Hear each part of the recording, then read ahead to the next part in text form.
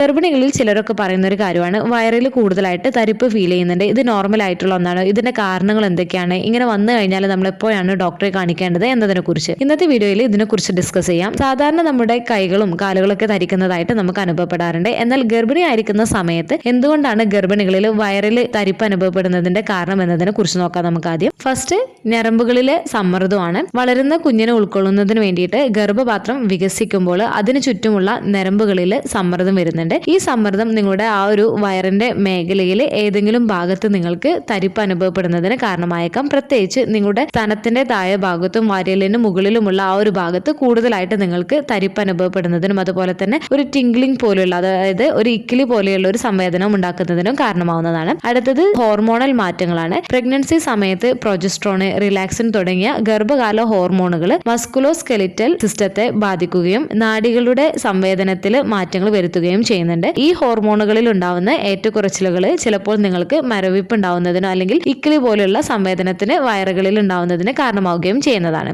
അടുത്തത് വളരുന്ന ഗർഭപാത്രം മൂലമുണ്ടാവുന്ന പ്രഷർ ഡയഫ്രത്തിന് മുകളിലേക്ക് വരികയും ഇത് സ്ഥാനചലനം സംഭവിക്കുന്നതിന് കാരണമാവുകയും ഇത് വയറിലെ ഞരമ്പുകളെ ബാധിക്കുകയും ചെയ്യുന്നതാണ്. ഇതും നിങ്ങളുടെ വയറിൽ തരിപ്പ് പോലെ ഫീൽ ചെയ്യുന്നതിന് ഇടയാക്കുകയും ചെയ്യുന്നതാണ്. അടുത്തത് വാരിയലിന്റെ വികാസമാണ്. വളരുന്ന ഗർഭപാത്രം വാരിയലിന് നേരെ തള്ളുകയും ഇത് വാരിയലുകൾ പുറത്തേക്ക് വിടരുകയും ഞരമ്പുകളിൽ സമ്മർദ്ദം ചെലുത്തുകയും ചെയ്യുന്നതിന് കാരണമാവുകയും ചെയ്യുന്നതാണ്. അടുത്തത് മസിൽ ആൻഡ് ലിഗമെന്റ് സ്ട്രെയിൻ ആണ്. ഗർഭാവസ്ഥയിൽ വയറിലെ പേശികളും ലിഗമെന്റുകളും വലിച്ചു നീട്ടുന്നതും വിശ്രമിക്കുന്നതും നാഡികളുടെ പ്രവർത്തനത്തെ ബാധിക്കുന്നുണ്ട്. ഈ ബുദ്ധിമുട്ട് പ്രത്യേകിച്ച് വാരിയലിന് ചുറ്റും മരവിപ്പ് അനുഭവപ്പെടുന്നതിന് കാരണമായേക്കാം. അടുത്തത് ഒരേ പൊസിഷനിൽ നമ്മൾ പൊസിഷൻ ചേഞ്ച് ചെയ്യാണ്ട് ഇരിക്കുകയോ കിടക്കുകയോ ഒക്കെ ചെയ്യുന്നത് ആ ഒരു ഭാഗത്തേക്കുള്ള ബ്ലഡ് സർക്കുലേഷനെ പരിമിതപ്പെടുത്തുകയും ഇത് തരിപ്പ് അനുഭവപ്പെടുന്നതിന് കാരണമാവുകയും ചെയ്യുന്നതാണ്. അടുത്തത് ബ്ലഡ് സർക്കുലേഷനുള്ള മാറ്റമാണ്. ഗർഭധാരണം രക്തപ്രവാഹത്തിലും അതുപോലെ തന്നെ രക്തചംക്രമണത്തിലും മാറ്റങ്ങൾക്ക് കാരണമാവുന്നുണ്ട്. അടിവയറ്റിലെ രക്തക്കുഴലുകളുടെയോ ഞരമ്പുകളുടെയോ കംപ്രഷന് മരവിപ്പ് അനുഭവപ്പെടുന്നതിന് കാരണമാവുകയും ചെയ്തേക്കാം. അടുത്തത് ഗ്യാസ്ട്രിക് റിഫ്ലക്സ് ആണ്. ഗർഭാവസ്ഥയിൽ സാധാരണയായിട്ട് കാണപ്പെടുന്ന പ്രശ്നങ്ങളിൽ ഒന്നാണ് ആസിഡ് റിഫ്ലക്സ് അല്ലെങ്കിൽ ഗ്യാസ്ട്രിക് റിഫ്ലക്സ്.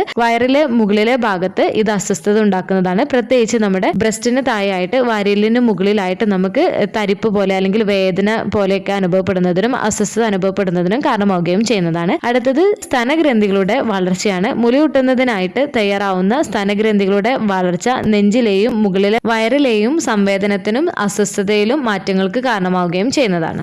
അടുത്തത് നിങ്ങളുടെ കുഞ്ഞ് വയറിനകത്ത് കിടക്കുന്ന പൊസിഷനാണ്. ഗർഭാശയത്തിനുള്ളിൽ നിങ്ങളുടെ കുഞ്ഞിന്റെ സ്ഥാനം ചുറ്റുമുള്ള ഘടനകളിൽ സമ്മർദ്ദത്തിന്റെ സ്വാധീനം ചെലുത്തുന്നതാണ്. ഇതും മരവിപ്പിന് കാരണമാവുകയും ചെയ്തേക്കാം.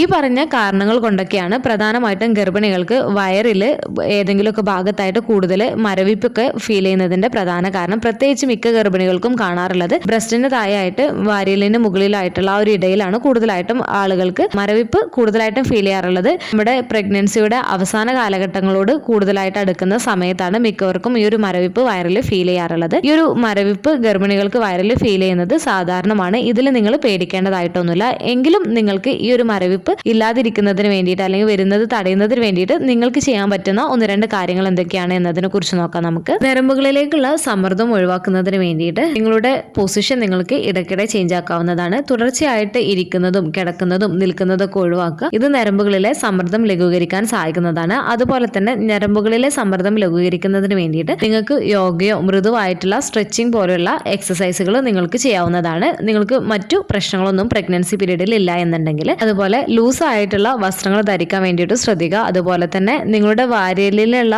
അസ്വസ്ഥതയൊക്കെ കുറക്കുന്നതിന് വേണ്ടിയിട്ട് നിങ്ങൾ ഉറങ്ങുന്ന സമയത്തൊക്കെ പിന്തുണയ്ക്ക് വേണ്ടിയിട്ട് തലയണയൊക്കെ ഉപയോഗിക്കാവുന്നതാണ്. അതുപോലെ വയറിലെ പേശികളെ ശക്തിപ്പെടുത്തുന്നതിനും പിന്തുണയ്ക്കുന്നതിനും നിങ്ങളുടെ ഡോക്ടേഴ്സിനോട് ചോദിച്ചതിന് ശേഷം ചെറിയ രീതിയിലുള്ള എക്സസൈസ് നിങ്ങൾക്ക് ചെയ്യാവുന്നതാണ്. അതുപോലെ തന്നെ നിങ്ങൾക്ക് തരിപ്പ് അനുഭവപ്പെടുന്ന ഭാഗത്ത് അല്ലെങ്കിൽ വേദനയൊക്കെ അനുഭവപ്പെടുന്ന ആ ഒരു ഭാഗത്ത് നിങ്ങൾക്ക് മസാജ് ചെയ്ത് കൊടുക്കാവുന്നതാണ്. അതുപോലെ തന്നെ ചെറിയ ചൂടൊക്കെ പിടിച്ചതിന് ശേഷം നിങ്ങൾക്ക് ആ ഒരു ഏരിയയിൽ മസാജും ചെയ്യാവുന്നതാണ്. ഡയഫ്രത്തിന്റെ സ്ഥാനചലനം കാരണം ഉണ്ടാവുന്ന വയറിലെ മരവിപ്പ് മാറ്റുന്നതിന് വേണ്ടിയിട്ട് നിങ്ങൾക്ക് ശ്വസന നിയന്ത്രണത്തിനും അസ്വസ്ഥത കുറയ്ക്കുന്നതിനും സഹായിക്കുന്നതിനുള്ള ഡയഫ്രമാറ്റിക് ശ്വസന വ്യായാമങ്ങൾ പരിശീലിക്കാവുന്നതാണ്. ഗ്യാസ്ട്രിക് റിഫ്ലക്സ് കാരണം ഉണ്ടാകുന്ന പ്രശ്നങ്ങൾ പരിഹരിക്കുന്നതിന് വേണ്ടിയിട്ട് ഇടയ്ക്ക് ഭക്ഷണം കഴിക്കുന്നതിന് വേണ്ടിയിട്ടും കൂടുതൽ ഗ്യാസ് ഉണ്ടാക്കുന്ന ഭക്ഷണങ്ങൾ ഒഴിവാക്കുകയും മസാല അടങ്ങിയിട്ടുള്ള ഭക്ഷണങ്ങളും അസിഡിക് ആയിട്ടുള്ള ഫുഡുകളൊക്കെ ഒന്ന് ഒഴിവാക്കുന്നതിന് വേണ്ടിയിട്ടും നിങ്ങൾ ശ്രദ്ധിക്കേണ്ടതാണ്. അതുപോലെ ജലാംശം നിലനിർത്തുന്നതിന് വേണ്ടിയിട്ടും സമീകൃത ആഹാരം കഴിക്കുന്നതിന് വേണ്ടിയിട്ടും നിങ്ങൾ ശ്രദ്ധിക്കേണ്ടതാണ്.